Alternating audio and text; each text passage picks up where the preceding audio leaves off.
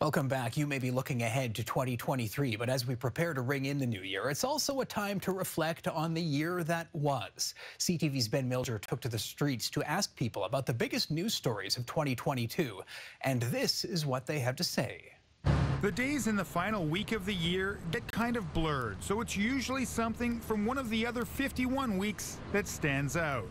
And for me, I guess this is my first trip overseas in about 6 or 7 years, so yeah. And I guess after COVID, it was really hard. COVID may not be in the rear view yet, but the world has awoken from a pandemic slumber, and the travel industry seems ill-equipped to cope with the number of people anxious to see loved ones and far-off lands.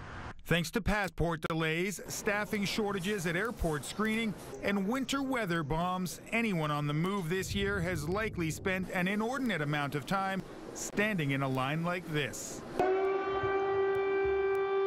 For its unnecessary cruelty and suffering, one story from this year stands above the rest. The Ukrainian war, I reckon, is a disgrace to the human race, mate. Russia's invasion of Ukraine sparked protests in Vancouver. Stand with Ukraine! Stand with Ukraine! Canada has welcomed a wave of refugees fleeing the violence, with many spending Christmas far from loved ones, still in Putin's line of fire. It's very important what happened in Ukraine, and we need to support them. People all across the province voted in municipal elections this year. The election went the way I voted, so I think hopefully see some positive change in the city. In Vancouver, that big desire for change swept Ken Sim into the mayor's office with majorities for his party on council and park board. What stands out to you?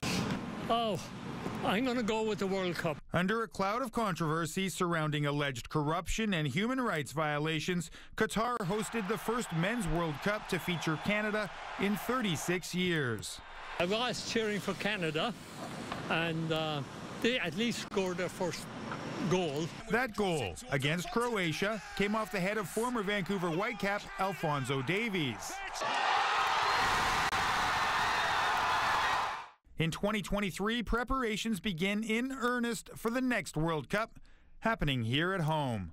Ben Miljure, CTV News, Vancouver.